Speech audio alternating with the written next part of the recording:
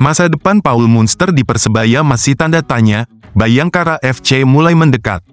Manajemen Persebaya Surabaya sudah mulai menyusun rencana untuk menghadapi musim 2025-2026 meskipun kompetisi Liga 1 musim ini belum berakhir. Namun, masa depan pelatih Paul Munster masih belum menemui kejelasan.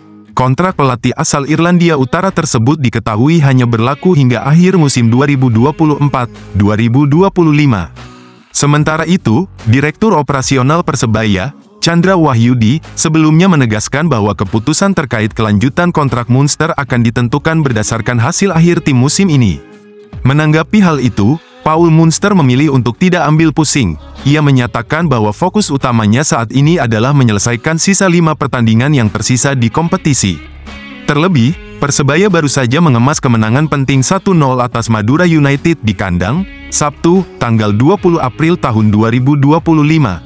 Saya tidak tahu soal itu, fokus saya hanya sisa pertandingan musim ini, apapun yang dikatakan kepada media, saya tidak tahu, fokus saya hanya ke pertandingan melawan Madura United, ujar Munster, Senin, tanggal 21 April tahun 2025. Meskipun demikian, sikap Munster ini mengisyaratkan bahwa dirinya bersiap untuk meninggalkan Persebaya di akhir musim. Situasi ini diperkuat dengan kabar yang menyebut Bayangkara FC telah menjalin komunikasi intensif dengan pelatih berusia 43 tahun tersebut. Dari informasi yang beredar, kedua pihak dikabarkan sudah mencapai kesepakatan untuk bekerja sama mulai musim depan, meskipun belum ada pengumuman resmi baik dari pihak Munster maupun Bayangkara FC. Jika benar hengkang ke Bayangkara FC, Munster akan menghadapi tantangan baru dalam membangun tim yang solid, sementara Persebaya harus bergerak cepat mencari pengganti untuk menjaga konsistensi di musim depan. Kemenangan mahal Persebaya Surabaya, Dejan Tumbas dan Arif Catur cedera dalam laga melawan Madura United.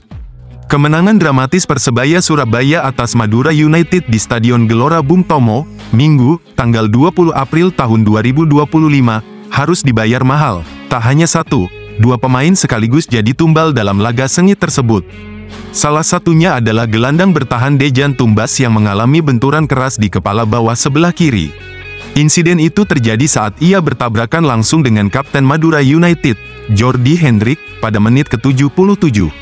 Benturan tersebut membuat Dejan tak bisa melanjutkan pertandingan dan harus ditarik keluar lapangan. Ia langsung dilarikan ke rumah sakit untuk mendapat penanganan medis lebih lanjut dari tim dokter.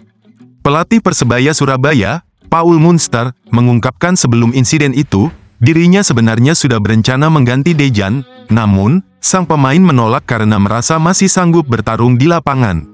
Dejan ini punya mentalitas yang luar biasa dan saya memang butuh dia di momen-momen akhir laga, apalagi ketika saya lihat Lulinya masuk, saya putuskan menunda pergantian dan Dejan juga ngotot tidak mau keluar, ujar Munster kepada awak media usai pertandingan. Sayangnya, keputusan mempertahankan Dejan harus dibayar dengan cedera serius. Setelah pertandingan, Munster bahkan sempat melihat kondisi sang pemain melalui sebuah foto yang menunjukkan luka di kepalanya. Saya perlu lihat langsung bagaimana kondisinya karena dari foto itu terlihat cukup parah. Tapi untungnya dia masih bisa berkomunikasi. Catur juga saya belum tahu bagaimana keadaannya, besok saya akan cek semua pemain, kata Munster dengan wajah serius. Selain Dejan dan Catur, 2 pemain lain juga dilaporkan mengalami masalah fisik selama pertandingan. Kiper utama Hernando Ari dan gelandang Flavio juga terlihat meringis kesakitan di tengah laga. Mahmud Eid disebut bakal balik ke Persebaya Surabaya musim depan. Persebaya Surabaya kembali jadi sorotan jelang bursa transfer Liga 1 Indonesia musim depan. Isu kedatangan mantan pemain asing mereka, Mahmud Eid, mulai ramai dibicarakan di kalangan pecinta sepak bola nasional. Mahmud Eid saat ini bermain untuk klub asal Thailand, True Bangkok United. Namun, spekulasi kepulangannya ke Indonesia makin menguat seiring dengan masa kontraknya yang akan segera berakhir. Pemain berpaspor Palestina Swedia itu tampil impresif bersama Bangkok United sepanjang musim ini. Ia sukses mencatatkan 11 gol dan 5 assist dari 23 pertandingan. Mahmud juga dikenal sebagai pemain yang lincah dan punya penyelesaian akhir yang tajam di lini serang.